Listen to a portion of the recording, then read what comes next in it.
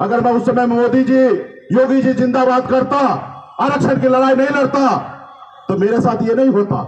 मेरा ना विधायक खरीदता, ना हमें मंत्री से हटाता। हमने आपके लिए लड़ाई लड़ा, हमने कुर्सी को लात मारने का काम किया, लेकिन आपके अधिकार के लिए हमने किसी के सामने में सरेंडर होने का काम नहीं किया और झुकने का काम नहीं किया। आज भी आप देखिए, सभी पॉलिटिकल पार्टी सभी दल के साथ चला गया।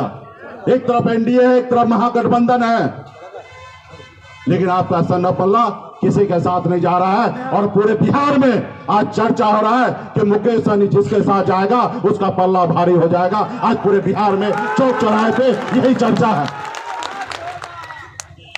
साथियों, कल क्या होगा मुझे नहीं पता है, लेकिन हमें लड़ाई लड़ना है।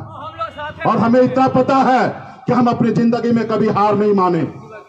कहां गांव से उठकर बम्बई गए और बम्बई से आकर बिहार में देश के प्रधानमंत्री को चुनौती देता हूं। यह है सनत मल्ला का ताकत। राज्य के मुख्यमंत्री को चुनौती देता हूं, यह है सनत मल्ला का ताकत। उत्तर प्रदेश में योगी सरकार को जाके चैलेंज देना, यह है सनत मल्ला का ताकत है। साथियों, यह है ताकत। किसी व्यक्ति को अगर समझना है ना, उसको किरदार को समझिएगा ना, ऑटोमेटिक पता चल जाएगा वो इंसान क्या है। इसलिए साथियों, आने वाले समय में बड़ी लड़ाई है। आप लोग बड़े संख्या में यहाँ पे आए हैं, आप सभी को धन्यवाद देता हूँ।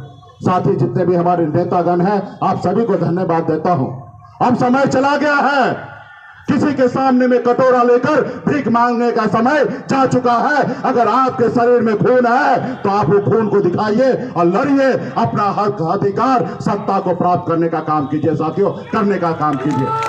आज बिहार में हम 22 कुरी हैं, 22 कुरी का 10.5% वोट बैंक है। अगर बिहार में एक नंबर पे कोई जाति है तो हमारा यादव भाई 14%, और दूसरे नंबर पे कोई जाति है तो वह है निषाद समाज 10.5% की संख्या में है। साथियों, किसी को 4 पन्ने में लिख देने से क्या हम अलग हो जाएंगे? इसके भरम में नहीं रहना, इसके लिए लड़ाई नहीं लड़ना है। किसका कोड क्या है, उस कोड के पीछे हमें नहीं भागना। हर किसी को पता है कि बिंद हो, बिलदार हो, नुनिया हो, बला हो, चाय हो, तियर हो, बनपर हो, गोरी हो, सब एक ही निषाद है। इसमें कोई किंतु परंतु नहीं, सब में आपस में बेटी रोटी होता है और सब मिलकर हम लोग लड़ाई लड़ रहे हैं। इसलिए साथियों, पहले यह देश गुलाम था। जब ये देश गुलाम था तो हमारे पूर्वज ने लड़ाई लड़ा, देश को आजाद कराया। और जब देश आजाद हुआ तो बाबा साहब भीमराव अंबेडकर ने हमें एक संविधान बना के दिया, और संविधान में हमें एक ताकत दिया, ऐसी ताकत दी।